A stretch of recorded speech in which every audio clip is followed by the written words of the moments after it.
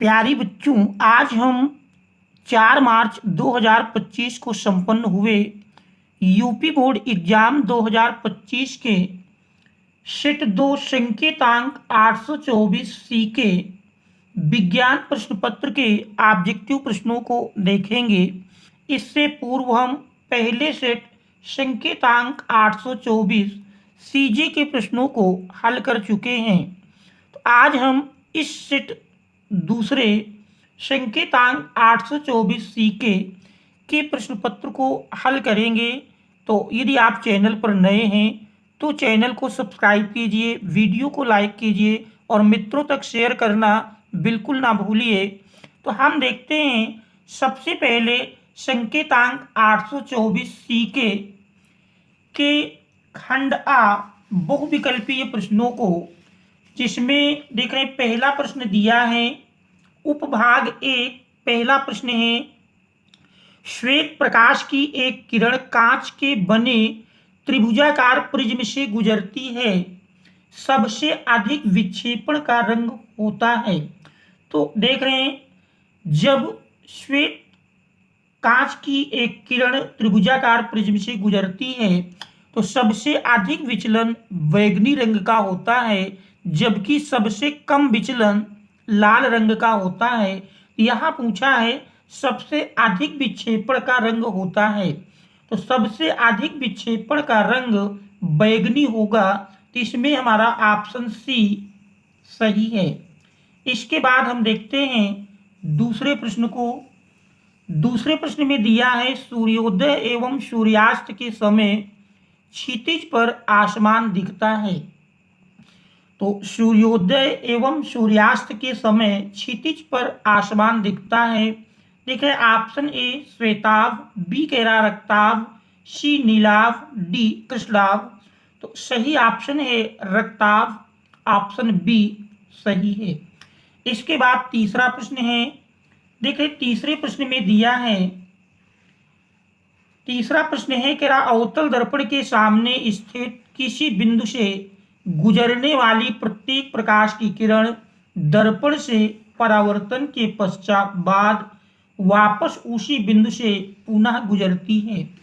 हम जानते हैं प्रतिबिंब बनाने के लिए 3 स्थितियां होती हैं। एक तो जब प्रकाश की किरण मुख्य अक्ष के समांतर जाती है तो फिर फोकस से होकर वापस लौटती है। दूसरी, फोकस से होकर गुजरने वाली प्रकाश की किरण दर्पण से परावर्तन के पश्चात मुख्य अक्ष के समांतर हो जाती है।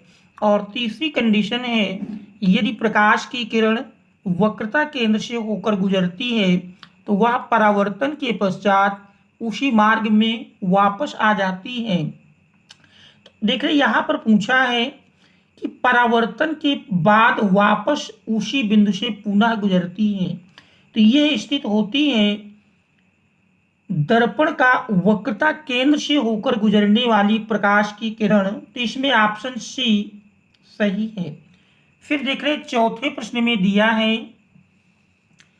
चौथा प्रश्न है क्या किसी वस्तु का सीधा आभासी व वस्तु से छोटा प्रतिबिंब देखने के लिए कौन से लेंस का प्रयोग करना होगा। देखिए वस्तु का सीधा आभासी व वस्तु से छोटा प्रतिबिंब देखने के लिए क्या कौन सा लेंस का प्रयोग करना होगा। हम जानते हैं उत्तल लेंस के द्वारा केवल एक कंडीशन में जो प्रतिबिंब बनता है वो आभासी, सीधा और वस्तु से बड़ा होता है। तो यहाँ वस्तु से छोटा की बात कह रहा है, तो उत्तल हो नहीं सकता। तो ये कंडीशन हमारी अवतल लेंस में होती है। तो इसमें ऑप्शन बी सही है। इसके बाद हम देखते हैं पांचवें प्रश्न को। पांचवें प्रश्न में दिया है एक विद्युत परिपथ में बहने वाली विद्युत धारा की इकाई होती है। तो विद्युत धारा की इकाई देख रहे विकल्प है वोल्ट, बी कह रहा एम्पियर, सी ओम, डी वाट। तो विद्युत धारा का मात्रक एम्पियर होता है। तो इसका ऑप्शन बी सही है। छठे प्रश्न में दिया है समान प्रतिरोध वाले 3 प्रतिरोधों को श्रेणी क्रम में जोड़ने से उनका परिणामी प्रतिरोध प्रत्येक प्रतिरोध के प्रतिरोध से कितने गुना होगा।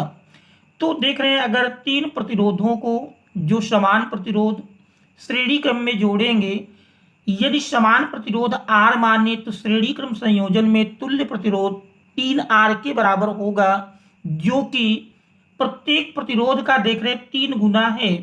तो 3 गुना देख रहे हैं, ऑप्शन ए 1/3, बी के आधा, सी 2 गुना और डी 3 गुना। तो 3 गुना सही उत्तर होगा, अर्थात ऑप्शन डी सही है।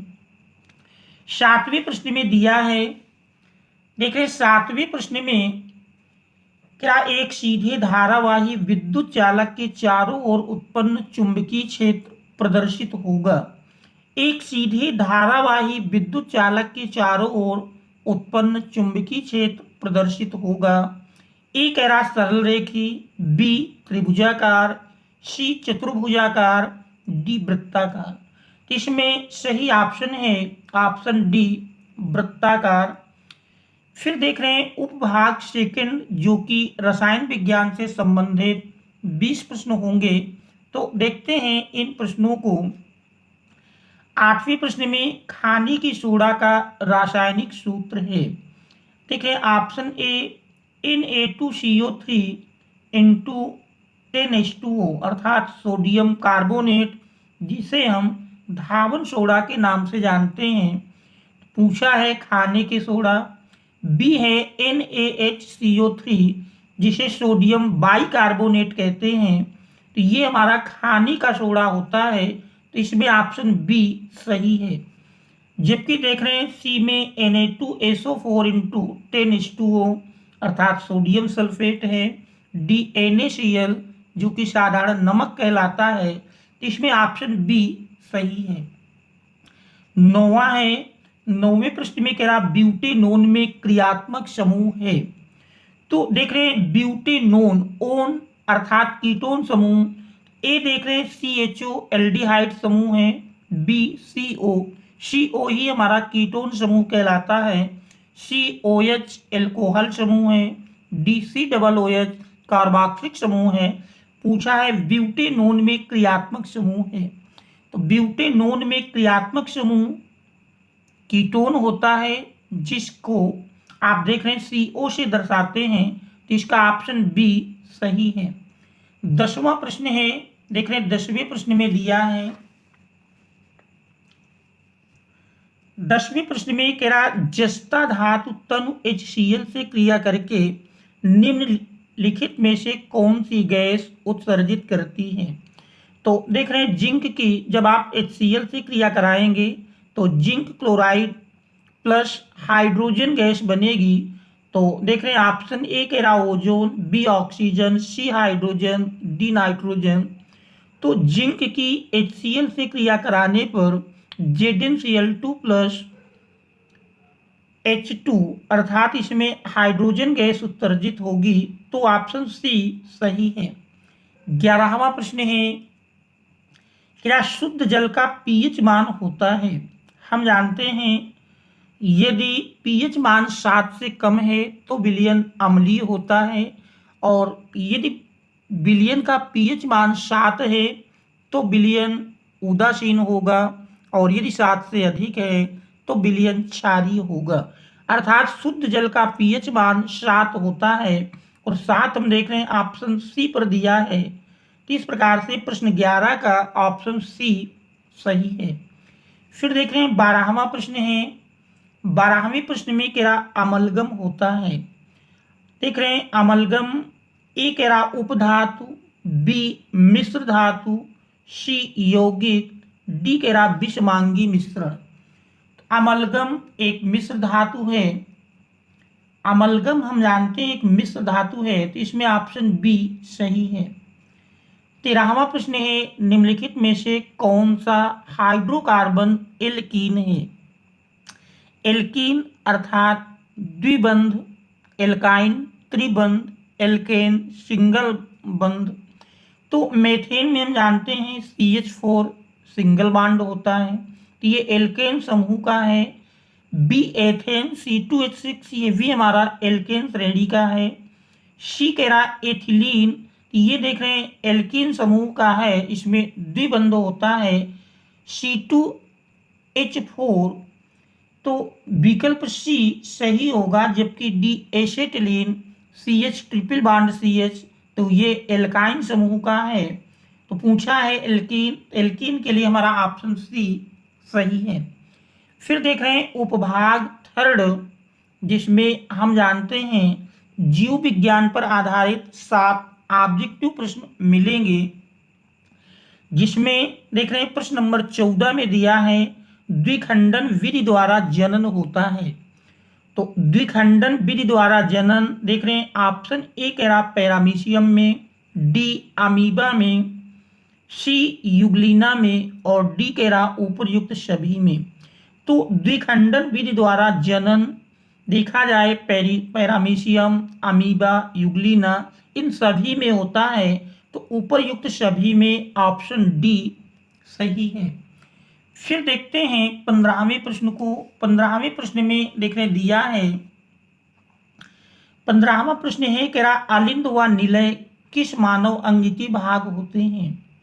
देखिए ऑप्शन ए हृदय, बी यकृत, सी वृक्क, डी मस्तिष्क।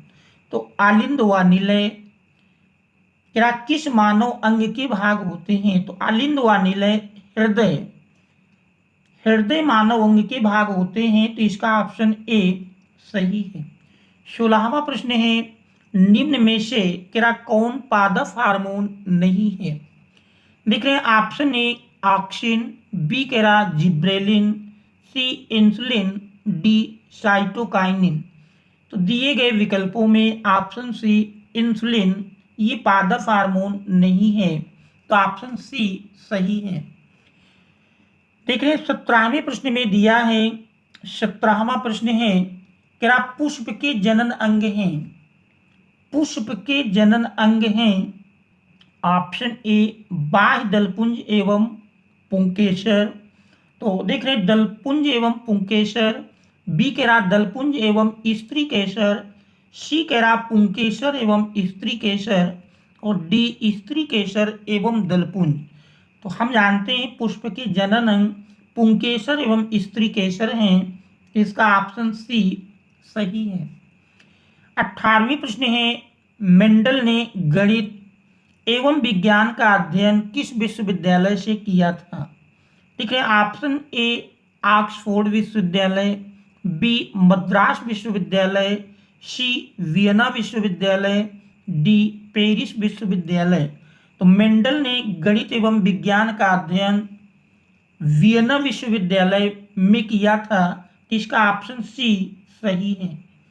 इसके बाद 19वां प्रश्न है क्या मेंडल के अनुसार निम्न युग में कौन सा प्रभावी लक्षण है।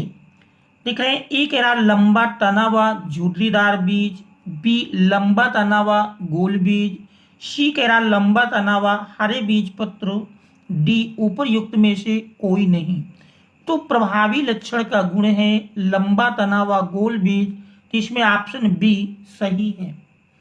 फिर देखें 20वां प्रश्न दिया है आहार श्रृंखला में प्रथम पोषी स्तर बनाते हैं। ऑप्शन ए कह रहा उत्पादक, बी द्वितीय उपभोक्ता, सी प्राथमिक उपभोक्ता और डी तृतीयक उपभोक्ता। तो आहार श्रृंखला में प्रथम पोषी स्तर उत्पादक बनाते हैं। तो इसमें ऑप्शन ए सही है। आशा है कि संकेतांक 824 सीके में आए हुए ये 20 ऑब्जेक्टिव प्रश्न आपको अच्छी प्रकार से समझ में आ गए होंगे। तो अन्य सभी सेटों का हल देखने के लिए यदि आप चैनल पर नए हैं तो चैनल को सब्सक्राइब कीजिए, वीडियो को लाइक कीजिए और मित्रों तक शेयर अवश्य कीजिए। और इसके बाद फिर हम आगे खंड बाकी प्रश्नों को लेकर भी आएंगे। तो सभी सेटों का हल देखने के लिए चैनल से अवश्य जुड़ें। Thanks all of you for watching.